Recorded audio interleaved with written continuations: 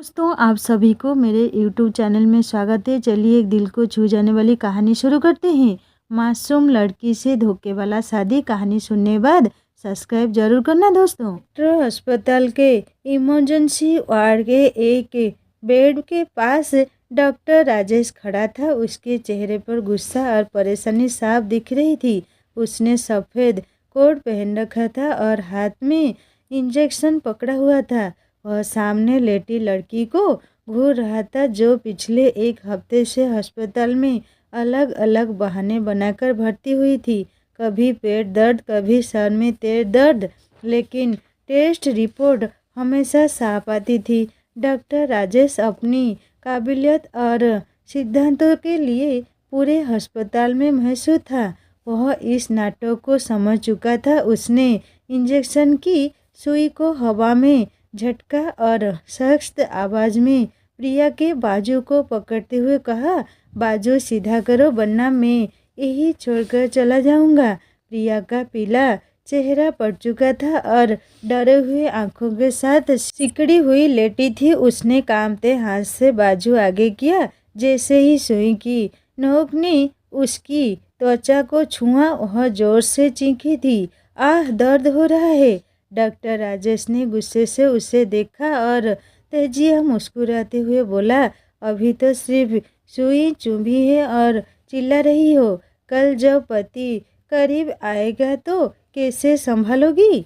आजकल के मर्द तो बिल्कुल लिहाज नहीं करते और तुम जैसी नकड़ी छोकरी लड़की को कोई शरीफ आदमी अपनाएगी भी नहीं। डॉक्टर राजेश की बात सुनकर पहली बार प्रिया का चेहरा शर्म और गुस्से से लाल हो गया। उसकी आंखों में आंसू आ गए, लेकिन राजेश को उस पर जरा भी दया नहीं आई। वह तुरंत बात संभालते हुए बोली, आपका क्या मतलब है? कहना क्या चाहते हैं आप?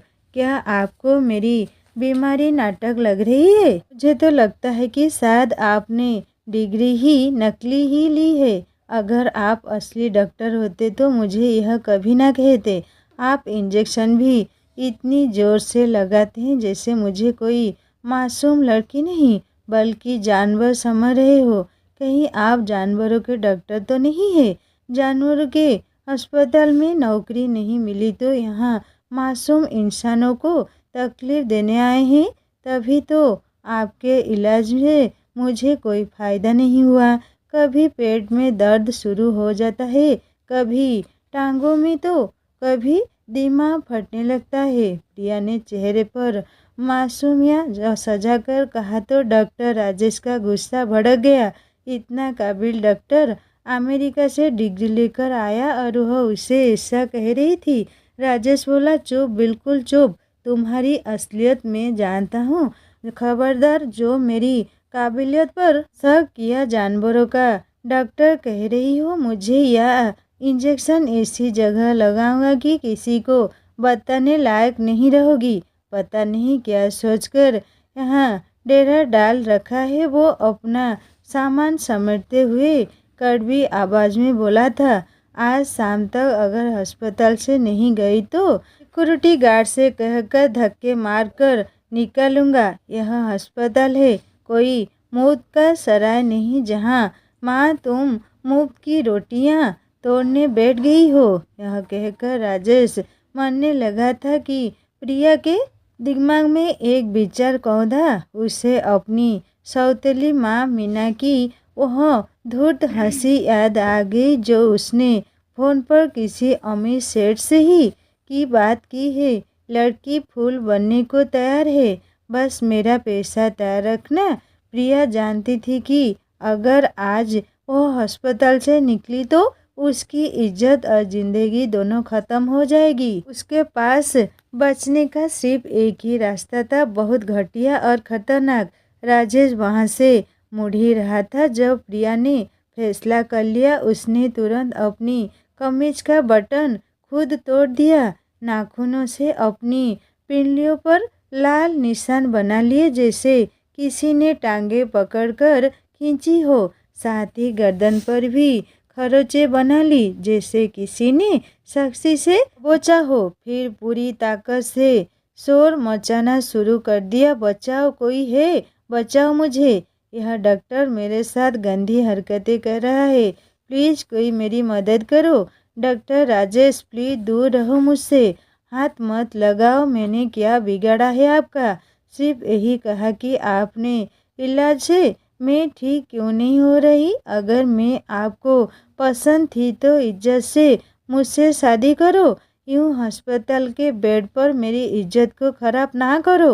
के लिए मुझे छोड़ दो। डॉक्टर राजेश एकदम हैरान रह गया। वह लड़की को देख रहा था जिसने उछल कूद करके बेड बर्बाद कर दिया था और अपना हुलिया भी बिगाड़ लिया था। वह उसके पास आया और कंधे से पकड़कर झंझोड़ने लगा, लेकिन अगले ही पल प्रिया ने उसे अपनी टांगों से खींचकर अपने ऊपर गिरा लिया, ऐसे कि लगे जैसे राजेश सच में गलत काम कर रहा हो। उसकी चीख से पूरे वार्ड में सन्नाटा छा गया। राजेश के पैर वहीं जम गए। वह सदमे से लड़की को देख रहा था जो उसे अपने ऊपर गिरा चुकी थी। फिर बोला, क्या बकवास कर रही हो तुम? लेकिन प्रिया अब रुकने वाली नहीं थी। वह बिस्तर से नीचे गिरी और रोते हुए चीखी, डॉक्टर राजेश इंजेक्शन लगाने के बहाने मेरी पीठ पर इंजेक्शन की जगह उंगली घुसा रहे थे। यह बेहद बदतमीज है, शैतानी इरादे रखते हैं। मुझे बचाओ। पल भर में वहाँ लोगों की भीड़ जमा हो गई। नर्सें और मरीजों के रिश्तेदार सबने राजेश को घेर लिया। राजेश का चेहरा गुस्से और अविश्वास से सफ़ेद पड़ गया। झूठ बोल रही है लड़की, मैंने इसे हाथ भी नहीं लगाया। राजेश ने समझाने की कोशिश की, लेकिन भाभू भीड़ कहाँ सुनती है। एक बुजुर्ग आगे बढ़ा और राजेश का कलर पकड़ लिया। शर्म नहीं आती डॉक्टर साहब? यह बेटी जैसी है और तुम अस्पताल में यह गंदी फैला रही हो। प्रिया कोने में बैठी नकली आंसू बहा रही थी। हालांकि उसका दिल डर से डूब रहा था। वह जानती थी कि वह एक बेकसूर आदमी पर इल्ज़ाम लगा रही है, लेकिन अपनी इज्जत बचाने के लिए दूसरे की इज्जत दांव पर लगानी पड़ी है उसे। भीड़ का गुस्सा बढ़ता जा रहा था और मारपीट की नौबत आ गई। तभी अस्पताल के डायरेक्टर वहां पहुंचे और हालात संभालने की कोशिश की, लेकिन लोग जीत पर अड़े हुए थे कि पुलिस केस होगा, डॉक्टर को जेल भेजा जाएगा या इज्जत की भरपाई करनी होगी।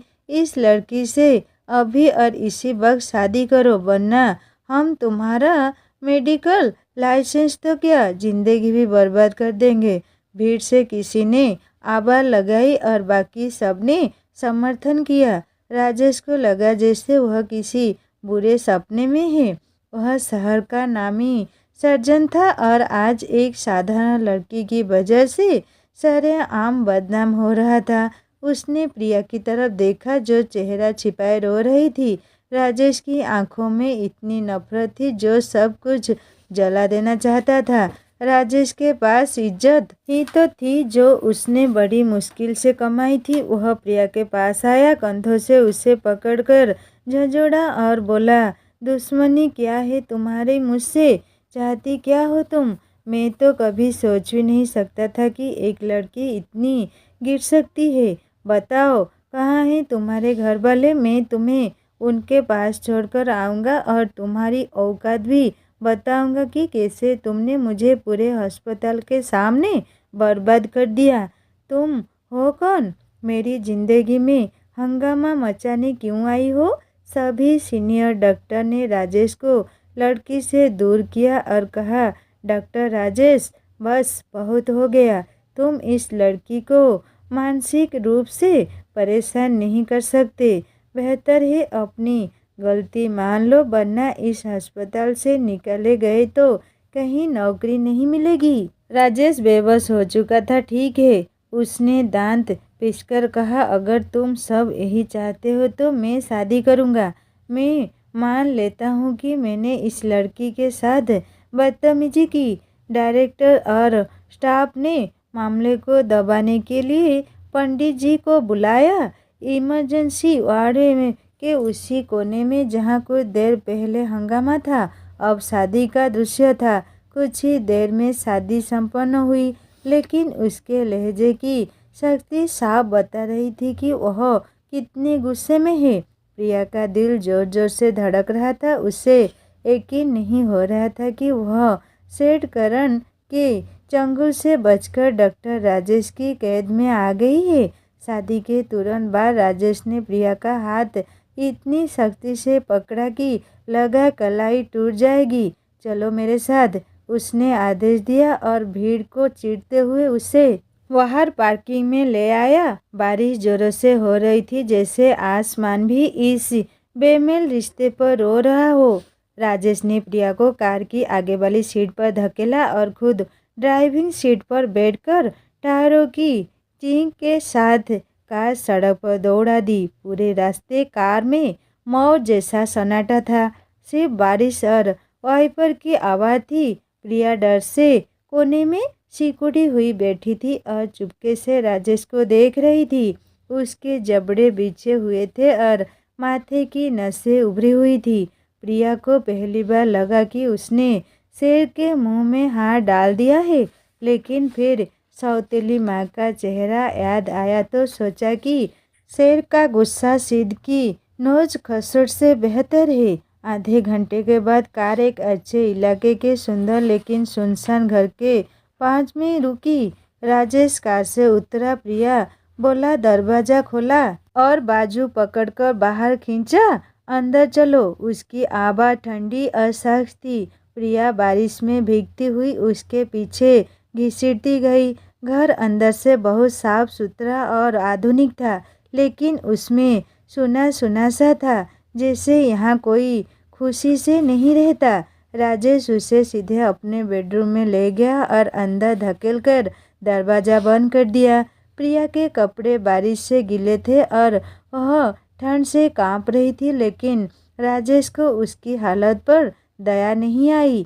वह धीरे धीरे उसके पास आया। प्रिया डर से पीछे हटती गई, यहाँ तक कि उसकी कमर दीवार से लग गई।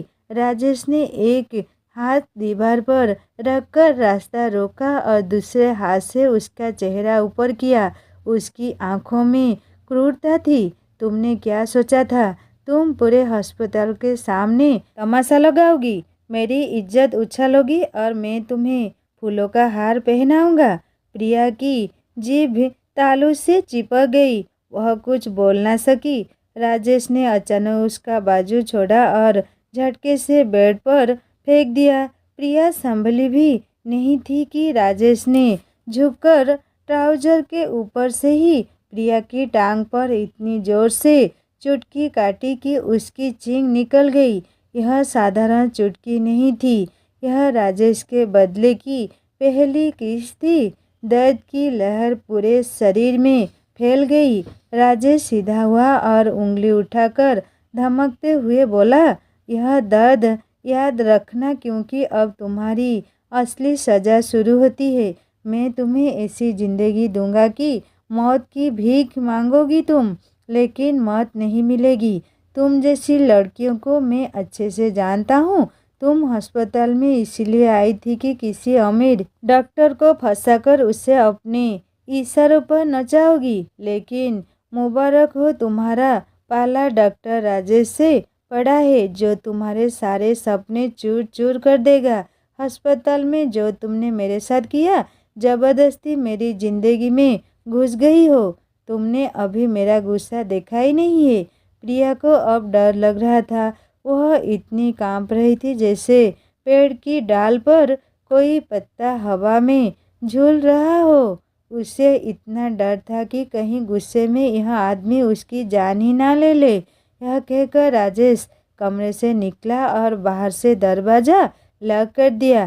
कुंडी लगने की आवाज़ प्रिया के दिल पर हथौड़े की तरह लगी थी। वह बेड पर बैठी अपनी टांग सहलाने लगी।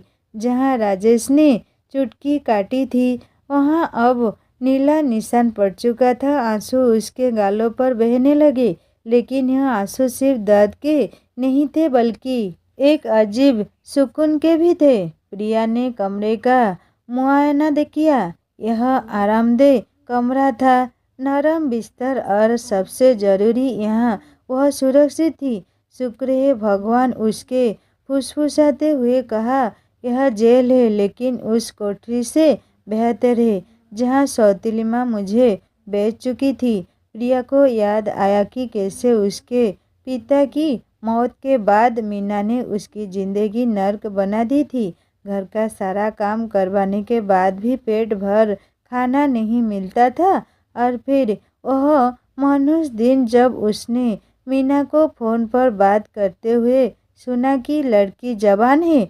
सेठ साहब, मुँह मांगा दाम मिलेगा, बस आईफोन 17 प्रो मैक्स और 15 लाख नगद तैयार रखो। उसी रात प्रिया घर से भागी और अस्पताल में शरण ले ली। उसके पास कहीं और जाने का रास्ता ही नहीं था, ना ही रिश्तेदारों का पता था। अस्पताल में रास्ते में गिरने से पैर में जख्म हो गया था, हाथ पर भी खरोंचें थी और यूं वह भर्ती हो गई। मुफ्त खाना मिल रहा था, लेकिन बिना वजह दवाइयाँ लेकर पेट खराब हो चुका था। डॉक्टर अलग अलग इलाज कर रहे थे। ऐसे में डॉक्टर राजेश उसे सीधा साधा आदमी लगा था, लेकिन उसे क्या पता था कि अपनी नादानी में उसने राजेश की इज्जत बर्बाद कर दी है और अब वह किस किस तरीके से बदला लेगा।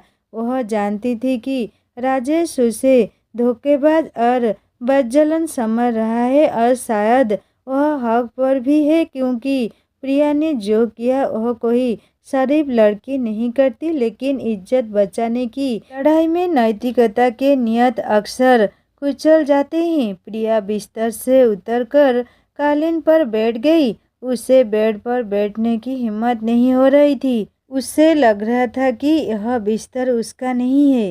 रात गहराती गई। भूख और प्यास से बुरा हाल था उसका, लेकिन किसी ने दरवाज़ा नहीं खोला। वह घुटनों में सर देकर रोती रही, यहाँ तक कि कालीन पर ही सो गई। बिना वजह सड़कों पर कार दौड़ने के बाद रात पता नहीं कितनी हो चुकी थी। जब डॉक्टर राजेश घर आया, कमरे में घुसा तो प्रिया कालीन पर लेटी देखी। ठंड से कांप रही थी। उसे फर्श पर देखकर राजेश को कुछ महसूस हुआ। वह आगे बढ़ा, जी चाह कि उठाकर बेड पर लेटा दे या कंबल दे दे, लेकिन अगले पल अस्पताल की घटना याद आई तो दिल में फिर से नफरत उभर आई। वह पीछे हट गया, नाम में सिर हिलाकर बोला, यही तुम्हारी औकात है, इसी लायक हो तुम। पड़ी रहो यहाँ, मैं तुम पर जरा सी भी दया नहीं करूँगा। यह कहकर वह कमरे से निकल गया। अगली सुबह जब प्रिया की आंख खुली तो खिड़कियों से धूप आ रही थी। शरीर अकड़ा हुआ था और टांग में दर्द अभी भी था। डरते डरते दरवाजे का हैंडल घुमाया तो हैरानी से दरवाज़ा खुला देखा। शायद राजेश सुबह खोल गया था। प्रिया धीरे से बाहर निकली। घर में सन्नाटा था। वह किचन की तरफ गई तो वहाँ कॉफ़ी की खुशबू आ रही थी। डाइनिंग टेबल पर राजेश बैठा नाश्ता कर रहा था। उसने सफ़ेद शर्ट और ग्रे पैंट पहनी हुई थी और लैपटॉप पर काम कर रहा था। प्रिया को देखते ही उसके हाथ नहीं रुके, ना ही नज़र उठाई। प्रिया ने बड़ी मुश्किल से उसे गुड मॉर्निंग कहा। राजेश ने कोई जवाब ना दिया। प्रिया वहीं खड़ी रही। कुछ देर बाद राजेश ने कॉफ़ी का कप पटका और ठंडी आवाज़ में बोला, इस घर के कुछ नियम हैं जो तुम्हें अभी जान लेने चाहिए।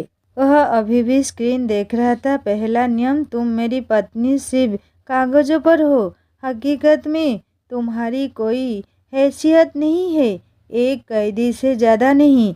दूसरा नियम, तुम घर की दहलीज पार नहीं करोगी, ना फ़ोन इस्तेमाल करोगी, ना किसी से संपर्क करोगी। तीसरा सबसे महत्वपूर्ण नियम, अब उसने नज़र उठाकर प्रिया को देखा। उसकी आंखें तेज थी। मेरे सामने आने की ज़रूरत नहीं करना, मुझे तुम्हारी शक्ल से भी नफरत है। किचन में जो बचा कुचा है खा लो जाकर। मेरे कमरे में दोबारा कदम मत रखना। तुम्हारा ठिकाना गेस्ट रूम में है। प्रिया ने चुपचाप सर झुका लिया। उसकी यह चुप्पी राजेश को और चढ़ा रह गई। उसे लगा कोई नई चाल है। जुबान नहीं है क्या? वह एकदम गरजा। प्रिया फौरन से काम गई। जी समझ गई, उसने धीमी आवाज में कहा। राजेश कुर्सी धकेलकर खड़ा हुआ, कहने लगा, अब जुबान क्यों नहीं चल रही है तुम्हारी? कल अस्पताल में तो चीख चीख कर कह रही थी कि मैंने तुम्हारे साथ क्या क्या किया। अस्पताल में तो मेरे कान खा जाती थी। क्या कह रही थी कि मैं जानवरों का डॉक्टर हूँ, मेरे पास जाली डिग्री है। उस वक्त तुम्हारी जुबान बंद नहीं होती थी, फिर अब क्यों चुप हो गई हो? ओ मैं समझ गया, अपने मकसद में कामयाब जो हो गई हो तुम। मेरे घर तक पहुंचना चाहती थी, सोच रही थी कि मैं तुम्हें महारानी बनाकर रखूँगा, लेकिन तुम इस घर में नौकरानी से ज़्यादा कोई अहमियत नहीं रखती। अब मेरी नज़रों से दूर हो जाओ और खबरदार अगर मेरे कमरे में घुसी या मेरी किसी चीज़ को हाथ लगाया तो वह अपना कोट उठाकर बाहर की तरफ निकल गया। दरवाज़ा बंद होने की आवाज़ के साथ ही प्रिया ने राहत की सांस ली। उसे भूख लगी थी। उसने किचन में जाकर देखा तो वहाँ ब्रेड और अंडे रखे थे। उसने जल्दी से अपना नाश्ता बनाया और खाते हुए सोचने लगी कि वह कब तक यह नफरत सह पाएगी। लेकिन फिर खुद को समझा कि यह नफरत अस्थायी है। कम से कम यहाँ कोई उसे बुरी नज़र से तो नहीं देख रहा, जैसे सेठ करण के आदमी देखते थे। दूसरी तरफ डॉक्टर राजेश जब अस्पताल पहुंचा तो उसे लगा जैसे वह किसी युद्ध के मैदान में घुस रहा है, जहां हर नज़र तीर की तरह उस पर बरस रही थी। रिसेप्शन से लेकर वार्ड तक हर कोई फुसफुसा रहा था। तभी उसने दो नर्सों को बात करते सुना है डॉक्टर साहब ने रातों रात शादी कर ली, वह भी उस मरीज से जिस पर इल्ज़ाम था। दूसरी नर्स हंसकर बोली, मर्द सब एक जैसे होते हैं, चाहे डॉक्टर हो या कोई और, मौका मिलते ही फ़ायदा उठाते हैं। बेचारी लड़की मजबूर हो गई। राजेश के कान लाल हो गए। उसकी इज्जत जो उसने सालों की मेहनत से कमाई थी, एक पल में मिट्टी में मिल गई थी। वह अपने ऑफिस में गया और फाइल जोर से मेज पर पटक दी। यह सब उस लड़की की वजह से हुआ। उसने खुद से कहा, मैं उसे नहीं छोड़ूंगा। उसने मेरी ज़िंदगी बर्बाद कर दी। सारा दिन वह काम पर ध्यान नहीं दे सका था। उसके दिमाग में बार बार प्रिया का चेहरा और वह दृश्य घूमता रहा जब सब लोग उस पर थूक रहे थे। शाम को जब वह घर लौटा तो उसका मूड सुबह से भी ज़्यादा खराब था। उसे प्रिया पर अपना गुस्सा निकालने की इच्छा हो रही थी। उसने घर का दरवाज़ा खोला तो अंदर घुप अंधेरा था। यह लड़की लाइट जलाना भी नहीं जानती। वह बड़बड़ाया और गुस्से से लाउंज की तरफ बढ़ा, जहाँ से हल्की सिसकियों की आवाज़ आ रही थी। राजेश के कदम रुक गए। उसने लाइट जलाने के लिए हाथ बढ़ाया, लेकिन एकदम रुक गया। अंधेरे में उसकी आंखें ढल गई तो उसने देखा कि लाउंज के एक कोने में, जहाँ खिड़की से स्ट्रीट लाइट की धुंधली रोशनी आ रही थी, प्रिया हाथ जोड़े रो रही थी। उसकी हिचकियाँ बंधी हुई थी और वह कांपती आवाज़ में दुआ मांग रही थी। हे भगवान, तू जानता है मैं बुरी नहीं हूँ। तू जानता है मैंने वह झूठ क्यों बोला। मुझे माफ़ कर दे भगवान। मेरे पास और कोई रास्ता नहीं था। मैं उस डॉक्टर की गुनहगार हूँ। उसकी इज्जत खराब कर दी मैंने। लेकिन तू तो गवाह है ना, मैं अपनी इज्जत बचाने के लिए भागी थी। उसके दिल में मेरे लिए दया डाल दे भगवान। मैं बहुत अकेली हूँ, मेरा कोई नहीं है। राजेश पत्थर की तरह खड़ा रह गया। उसके कानों में प्रिया के शब्द गूंज रहे थे। मैंने वह झूठ क्यों बोला? उसका मतलब था कि वह सच में झूठ बोल रही थी और राजेश बेकसूर था।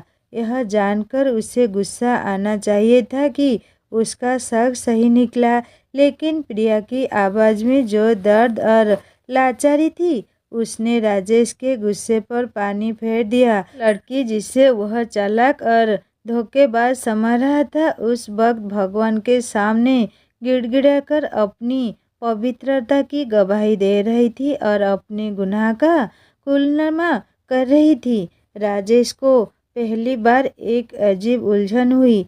अगर वह इतनी बुरी होती तो उसे पछतावा ना होता। वह पैसों के लिए कुछ भी कर सकती थी जैसा उसने सोचा था, लेकिन यह लड़की तो अपनी इज्जत के लिए दुआ मांग रही थी।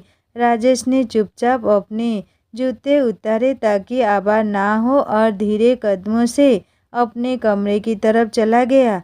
उसने प्रिया को अपनी मौजूदगी का एहसास नहीं होने दिया। कमरे में आकर वह बिस्तर पर बैठ गया और अपने हाथों से सर को थाम लिया। क्या हकीकत है और क्या कहानी है, वह खुद से पूछने लगा। अगर यह मजबूर थी तो इसने मुझे ही क्यों फंसाया, और अगर यह धोखेबाज है तो अकेले में भगवान से माफ़ी क्यों मांग रही है।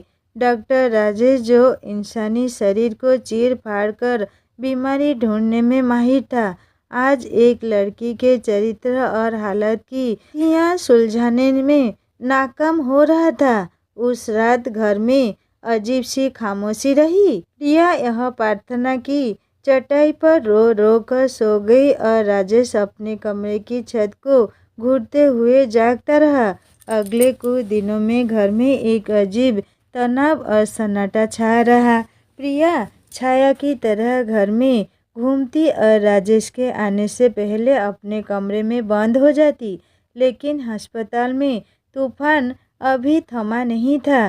तीसरे दिन दोपहर के वक्त जब ओपीडी धर्म पर थी और डॉक्टर राजेश मरीजों को देखने से व्यस्त था, अचानक बाहर गलियारे में शोर हुआ। एक तेज और ऊंची औरत की आवाज़ ने पूरे फ्लोर को अपनी चपेट में ले लिया। मुझे मेरे डॉक्टर दामाद से मिलना है, हटो रास्ते से, मैं देखती हूँ कौन रोकता है मुझे।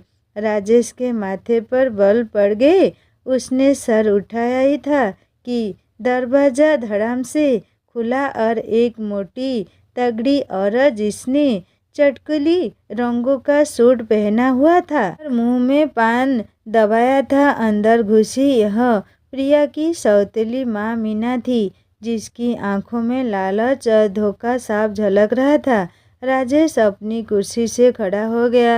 यह क्या बदतमीजी है, कौन है आप? मीना ने अपने दुपट्टे को ठीक करते हुए नाटक अंदाज में सीने पर हाथ मारा। अरे वहाँ देखो तो, कितने भोले बन रहे हो। अरे मैं तुम्हारी सास हूँ मीना, तुमने मेरी मासूम बच्ची को अगवा किया, अस्पताल से भगा कर ले गई हो, शर्म नहीं आई? मीना की आवाज़ इतनी तेज थी कि बाहर खड़े मरीज और स्टाफ दरवाजे पर जमा हो गए। राजेश का चेहरा गुस्से से लाल हो गया। उसने सिक्योरिटी बुलाने के लिए इंटरकॉम की तरफ हाथ बढ़ाया, लेकिन मीना ने मेज पर हाथ मारकर कहा, खबरदार, जो किसी को बुलाया, अगर तुमने मुझे धक्का दिया तो मैं पुलिस बुलवाऊंगी और बताऊंगी कि तुमने ज़बरदस्ती मेरी बेटी को रखा हुआ है, अगवा का केस दर्ज करवाऊंगी। राजेश ने गहरी सांस लेकर खुद को शांत किया। वह समझ गया कि यह औरत तमाशा करने आई है और उसकी साख पहले ही खराब हो चुकी थी। वो और बदनामी नहीं सह सकता था। उसने दांत पीसकर कहा, क्या चाहती है आप? क्यों आई है यहाँ? मीना की आंखों में चमक आ गई। उसने आवाज़ धीमी की और करीब आकर फसफसाते हुए कहा, देखो डॉक्टर साहब, सीधी बात है, प्रिया मेरी बेटी है, उस पर मेरा हक है। उसका सौदा मतलब रिश्ता मैंने कहीं और तय किया था, तुमने बीच में टांग अड़ा दी। अब या तो लड़की मुझे सौंपो या फिर, उसने उंगलियों से पैसों का इशारा किया, समझ तो आगे हर चीज़ की कीमत होती है। राजेश के दिमाग में विस्फोट हुआ। उसे प्रिया की वह सिसकियाँ और दुआ याद आ गई जो उसने उस रात सुनी थी कि हे भगवान, तू जानता है मैं अपनी इज्जत बचाने के लिए भागी थी। राजेश को पहली बार एहसास हुआ कि प्रिया ने जो नाटक किया था वह इस औरत के चंगुल से बचने के लिए किया था। वह लड़की लालची नहीं थी, बल्कि यह औरत उसे बेचना चाहती थी। राजेश के अंदर नफरत की जगह तेज गुस्से ने ले ली, लेकिन यह गुस्सा प्रिया के लिए नहीं, इस घटिया औरत के लिए था। निकल जाओ यहाँ से, राजेश ने गरज कर कहा। उसकी आवाज़ में ऐसी धमकी थी कि मीना एकदम पीछे हट गई। तुम्हें एक पैसा नहीं मिलेगा, और अगर तुमने दोबारा इस अस्पताल या मेरे घर का रुख किया तो मैं पुलिस को तुम्हारे उस सौदे के बारे में सब कुछ बता दूंगा जो तुम कर रही थी। इंसान की तरक्की का केस बनेगा। राजेश ने यह तीर अंधेरे में चलाया था, लेकिन मीना के चेहरे का रंग उड़ गया। वह जानती थी कि डॉक्टर प्रभावशाली आदमी है, अगर बात खुल गई तो वह फंस जाएगी। अच्छा जा रही हूँ, लेकिन याद रखना वह मनहूस लड़की तुम्हें चैन से जीने नहीं देगी। वह बड़बड़ाते हुए तेजी से बाहर निकल गई। राजेश कुर्सी पर ढेर हो गया। उसने सर थाम लिया। उसे अपनी गलतफहमी पर गहरा पछतावा हो रहा था। उसने एक मासूम लड़की को क्या क्या नहीं कहा था। उसे धोखेबाज, बदजलन और घटिया समझा था, जबकि वह सिर्फ एक मजबूर लड़की थी जिसे अपनों ने ही बेच दिया था। उस शाम को जब राजेश घर पहुंचा तो उसकी चाल में वह अकड़ नहीं थी जो आम तौर पर होती थी। घर में घुसते ही उसने प्रिया को आवाज़ दी। आवाज़ सख्त नहीं थी, लेकिन भारी जरूर थी। प्रिया किचन से डरते हुए बाहर निकली। उसके हाथ में आटे का कटोरा था और चेहरे पर डर था। शायद आज फिर कोई नई सजा मिलने वाली है। जी मैं सुन रही हूँ, उसने डरते हुए कहा। राजेश उसके करीब गया और कुछ पल उसके चेहरे को देखता रहा, जहाँ मासूमियत और डर मिला हुआ था। दोस्तों, कहानी का आगे सुनेंगे। पार्ट 2 में कहानी कैसी लगी मुझे ज़रूर कमेंट करके बताएगा, और अच्छी लगी तो सब्सक्राइब करके बेल आइकन दबा देना। नमस्ते।